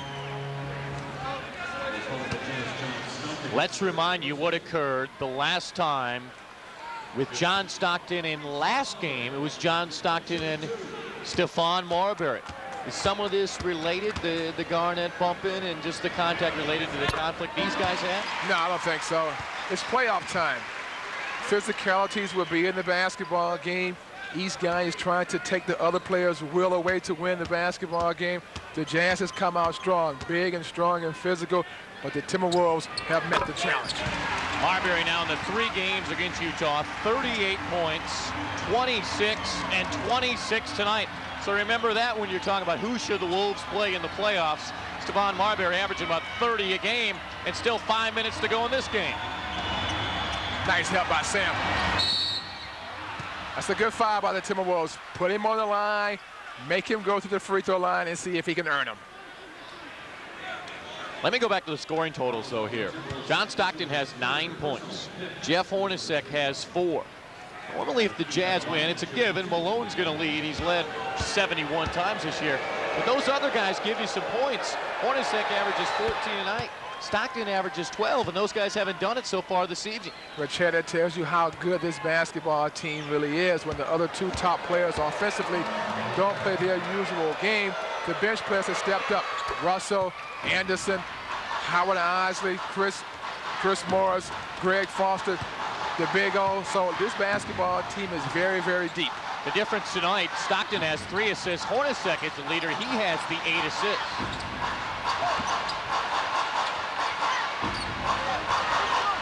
Again, the 4 stars on the floor going head-to-head, and Sam makes the reverse layup. Another assist for Marbary. He has 9 tonight. Chad, you can see the poise the Timberwolves are playing with. The first option was not there. They did not panic. They got the basketball back to the center of the floor and went to the second option and found something very good. Long-range bomb coming, does not land. Rebound to Hornacek. A slashing Brian Russell, lost it out of bounds. Turnover number 19 on the Jazz. Good hands by Stephon Marbary to poke away from behind. We might have to check and see what the high turnover total is this year for Utah. We have to be getting close here to watching it, the way the Jazz have had so many problems with the basketball tonight. Wheeling and dealing down the lane. Marbary drawing the... Oh, man! Sam I am in his favorite spot, Chad, on the baseline. Sam in double figures once again. Stockton trying to come back at Marbary. Marbary has outplayed him so far tonight. Ball fake by Malone. Drive, clean block, but body contact below, and Malone to the line. Well, Karl Malone showed the basketball well to Kevin Garnett just to get KG to raise up just enough so Karl could drive by. But the physical play by the Timberwolves on the inside, they made Karl Malone feel the pain when he came into the paint. 19,000 and change. Watching Karl Malone make the free throw. Let's go back to our trivia. Who holds the Jazz scoring record in one game? It has to be Pistol Pete Maravich, right? The Pistol, yeah, that's what I gotta say. Yeah, Pete Maravich. 68 points against the Knicks. Our man Paul Swanson tells us. Swanee. Against Walt Frazier in that game. Walt Frazier's pretty good defensively. Yeah, Walt. Dick Barnett. They might remember that game rather well. Hey, when a guy gets 68, you don't forget that game. I said 19,000 tonight. Check that. Make it 20,000. In fact, the fourth largest crowd in Wolves history, at least here at the Target Center, not counting the Metrodome games. 20,051 in the building tonight. Terry's still looking for another three, which will be his 1,000th in his career. Oh, that's a tough It's basket. just a free throw line jumper with Hornacek right in his jersey. Tough basket, heavy concentration by Terry Porter under heavy duress. Bump the lead back to 6 with 3 minutes to go. Turn in the corner, Stockton the drive, steal by Peeler. Here they go. Trailer Garnett. Here he comes. Oh, the big ticket has arrived. It's your house, young fella. Play like you own your own court, and it's your basketball. And you can take it home when you get ready.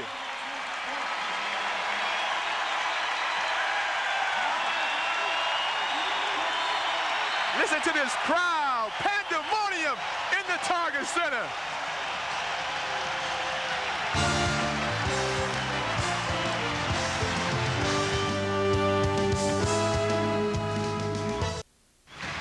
Minnesota leading by 8 at this point, though, Trent. It was a 6-point game, and it looked like Stockton was trying to kick it for a three-pointer. See, good defense by Stephon to keep Stockton away from the middle.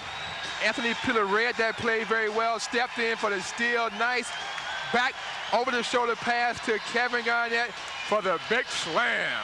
TCF Bank game summary. Despite the 37 points by Karl Malone, Kevin Garnett at the line with the chance to give Minnesota their biggest lead of the night. They've got it. Resilience by Kevin Garnett. He played a very tough game last night. Long minutes, but this young man is so talented. And Chad, that shows you what type of shape he's in. If the Jazz are going to get it done, they better start soon. Right now, Chad, the most important thing for the Timberwolves is possession, execution. They don't need a quick shot. They can use all 24 if they have to. Trying to cross over, drive the baseline, looking for open man. Instead, it's himself. Wide open was Stephon Marbary when the Jazz had backed away trying to cut off the passing angle. He said, Chad, when in doubt, shoot.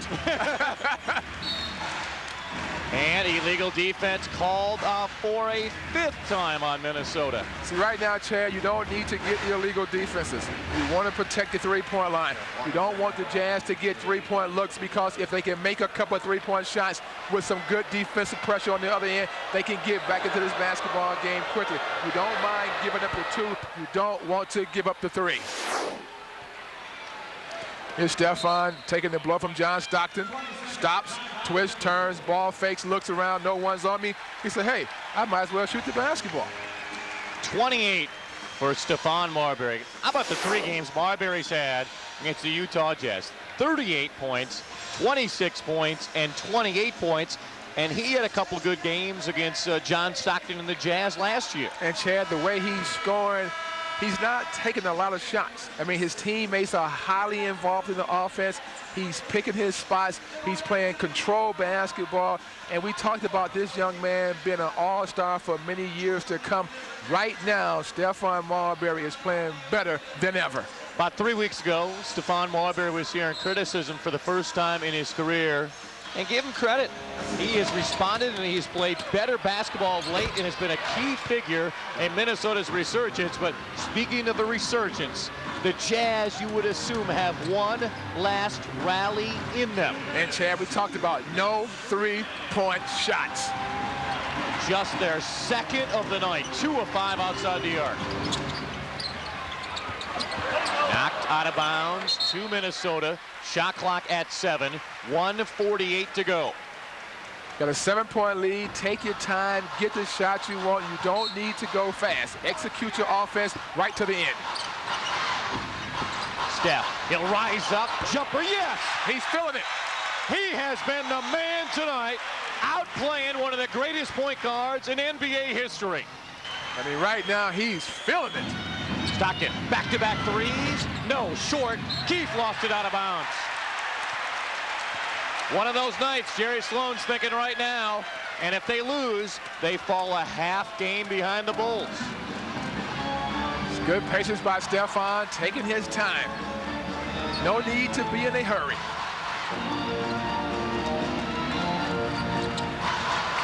They score here, it's back to 11. Knocked away. Stockton with the steal. Garnett trying to catch up. The trailer is Keith, the slam. John Stockton eyes just in his back of his head, you would think, just knowing that Keith would be the trailer, and Garnett, hey, he had to play the way he did. Good poke away by John Stockton. Stephon must cross over that basketball in front of him when he goes to the lane. John Stockton, nice pass to Adam Keith. Smart play by Kevin Garnett not to pick up the foul. A hoop here might seal it. Thinking about running the clock. Run the clock. No need to shoot the basketball. Make the Jazz play defense. Great decision. Marbary knocked away by Malone. Stockton has it. See, in that situation, you don't need to go right. You don't need to go fast. Make them play basketball. You don't need points in this situation. You need the possession of the ball. No need for the three. No, I mean, there's no need to take a quick shot. You got the new 24. Run the clock down. You're up by 5. Now if Stockton makes these 2, you're up by 7. If he makes these 2, it's a 5-point basketball game. Now the Jazz are right where they want to be. 7 of the last 9 games the Wolves have played decided by 5 points or less. So you get your money's worth if you come in person, watch them on TV, or listen on the radio of late. If you don't like this basketball game, Chad, there's something wrong with you. You just don't like the NBA in the regular season. Timeout flip? Nope, he's going to say play on. It's a good decision. To the Jazz go to foul here? The Jazz have to foul.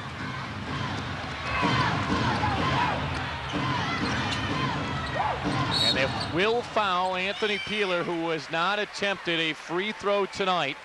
Anthony Peeler at the line this year, 74%. And Jerry Sloan is probably trying to say, why did you guys foul a long time ago? Why did you allow so much time to run off the clock? Good decision by Flip Summers not to call a timeout, not giving the Jazz a chance to set their defense. Jazz will respond to Sloan and say, you chase Stephon Marbary around, and you see how easy it is to try to catch him. He said, that's why I pay you guys. Yeah, exactly. To chase Stephon Marbary. I did that enough with the Bulls. Timeout coming here off this free throw, and we'll take it. Wolves lead by 7, looking to sweep the week at 4-0.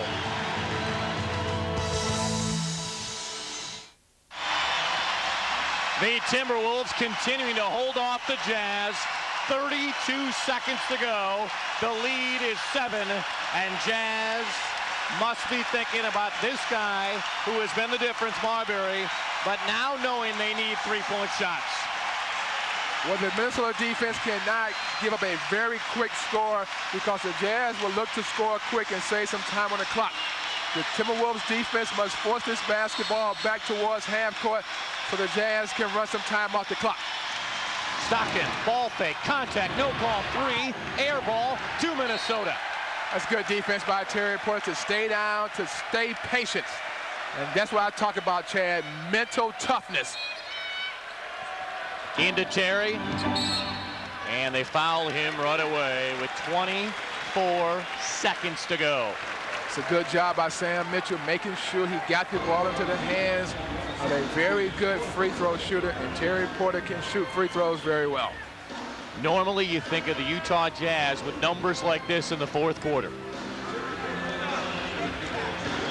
But Chad, when you execute in the fourth quarter and you got a great point guard in Stephon Marbary, and he's making great point guard plays, that's going to free up easy shots for the shooters.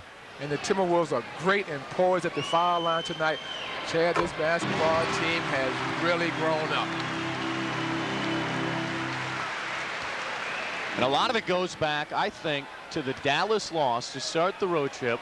They played miserable basketball in the fourth quarter. Right. Since that point, you know, they've lost some games, but they've been competitive in all of those games, and they battled some pretty good teams right down to the end. But this week, they are about to sweep 4 teams playing well, up by 9. 24 seconds and change to go. Looking at the Wolves defensive huddle, Whitman, Saunders, Ballard, and Seasteen talking about what, as Jerry Sloan tries to prepare his team for the same situation. So right now the Jazz need three-point shots, Chad, and the Timberwolves know that. So they must guard and protect the three-point line, force the Jazz on the inside. We will give up 2, but we will not give up 3. Another strong point for Minnesota tonight has been their defense against threes. They have really struggled in that area against pretty good teams. But tonight the Jazz, 2 of 7 shooting three-pointers. And Chad, when you go to a small lineup with quick players with quick feet, they can cover the three-point line quickly and take away that shot opportunity. Stockton comes out and gets it. On the drive, instead of the kick out for a 3, he'll take the layup. Foul coming, you would assume they can get a player. Peeler, no chance he's going to shoot here after what happened a while ago. Running up the clock. Smart basketball by the Wolves. This may be the final possession. It will be. And the Jazz won't foul, Chad. Enjoy this one. 4-0 this week. First Atlanta, then Miami, Philadelphia, and tonight they beat the team with the best record in the NBA, the Utah Jazz.